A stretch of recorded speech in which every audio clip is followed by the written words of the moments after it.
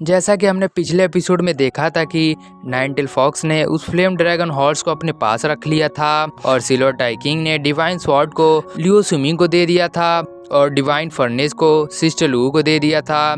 जिसके बाद उसने फायर ऑन किंग के डेमनी गॉडबोन को बोलोंग को दे दिया था, जिसे पाकर बोलोंग बहुत ज़्यादा खुश हो गया था। जिसके बाद सिल्वर टाइकिंग ने सबको अच्छे से कल्टीवेट करने को कहा था क्योंकि ये वर्ल्ड बहुत जल्द चेंज होने वाला है। जिसके बाद सिल्वर टाइकिंग उस गोल्डन गॉड लोटस को निकाल कर उसे रिफाइन करने लगता है, जिसे देखकर युजमिंग थोड़ा सा उदास हो जाती है क्योंकि उसे भी वो चाहिए था। जिसके बाद हमारा व्यू याबुजू पर जाता है जो कि यांग लिंगजू से कहती है कि वो पील्स मुझे दे दो, नहीं तो मैं तुम्हें मार डालूंगी। अब आगे द सिल्वर टाइकिंग एपिसोड 83 पार्ट 2 की शुरुआत होती है तो हम यांग लिंगजू को देखते हैं जो कि याबुजू से कहती है कि तुम तो मुझे जानती हो और तुम्हें तो ये बताने की ज़रूरत नहीं है कि अगर तुम्हारे जगह कोई गोल्डन मार्शल गॉड भी होता तो भी मैं उसकी बात नहीं सुनती और मुझे जो करना होता मैं वही करती। जिस पर याबुजू बोलती है कि लगता है तुम्हें खुद पर बहुत ज़्यादा विश्वास है। तो यांग लिंगजू कहती है कि अगर तुम मुझे मारना ही चाहती हो तो तुम्हें कम से कम युजमिंग की तरह तो पावरफुल होना ही चाहिए था,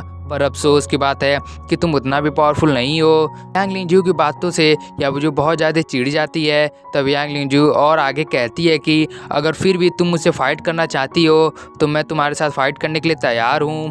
अब तो याबुजू यांग लिंगजू की बातों से बहुत ज़्यादा चिढ़ जाती है और गुस्सा भी हो जाती है। जिस पर यांग लिंगजू कहती है कि भले ही युजमिंग और लुइंग को मैं पसंद नहीं करती पर पावर के मामले में सिर्फ वही दोनों मेरे साथ खड़े होने के काबिल हैं। अब यांग लिंगजू के इस बात से तो याबुजू बहुत ज़्यादा गुस्सा हो जाती है और अपने स्वॉर्ड को उसके तरफ करते हुए उससे फाइट करने के लिए तैयार हो जाती है।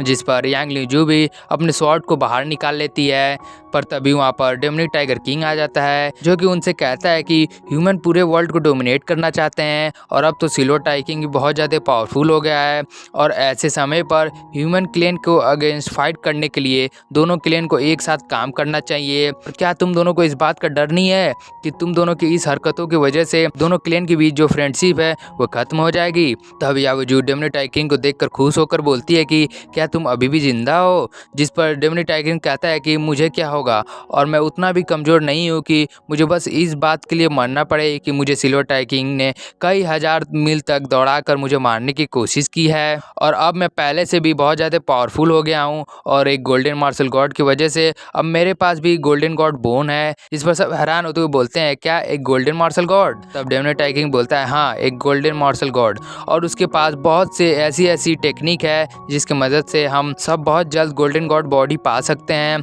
अगर तुम सभी गोल्डन गॉड बॉडी पाना चाहते हो तो तुम सब मेरे साथ आओ और हमें बस उसे कुछ समय के लिए प्रोटेक्ट करना होगा। जिस पर वो सभी इस बात के लिए राजी हो जाते हैं। जिसके बाद हम सिल्वर टाइकिंग को देखते हैं जो कि अभी भी उस गोल्डन गॉड लोटस को रिफाइन कर रहा था। इसको रिफाइन करने के बाद सिल्वर टाइकिंग कहता है अब तो मैं सच में किसी के साथ फाइट करना चाहता हूँ।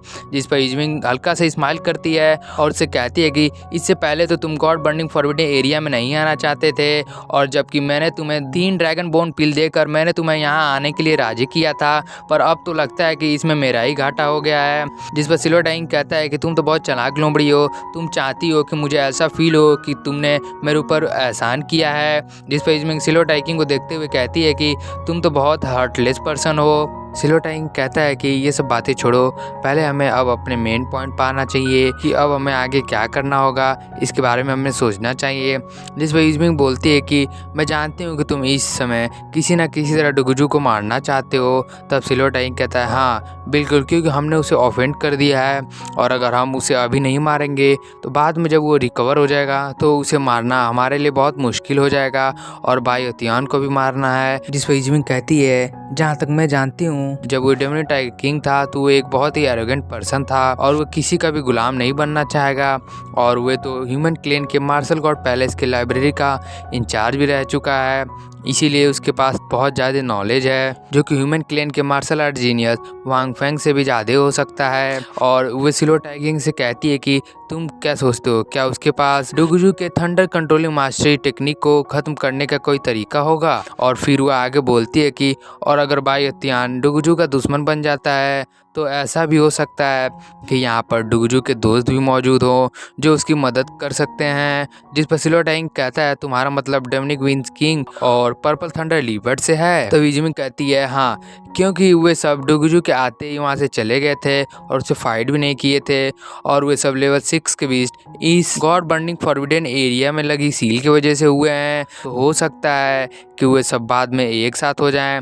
तब सिल्वर टाइगिंग कहता है तब हमें क्या करना चाहिए, जिस पर इजुमी बोलती है कि हमें सबसे पहले उन दोनों को ख़त्म कर देना चाहिए जिससे बाद में डुगजू को हेल्पर्स ना मिल सकें। तब सिल्वर टाइगिंग बोलता है कि तब तो इसके बाद तो गॉड बर्निंग फॉरबिडन एरिया में मून फॉक्स क्लैन बहुत ही अच्छे से रह सकते हैं।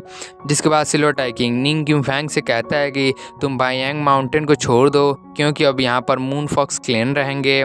और सिल्वर टाइगिंग के ये कहते ही हमारा एपिसोड 83 का पार्ट 1 यहीं पर समाप्त हो जाता है।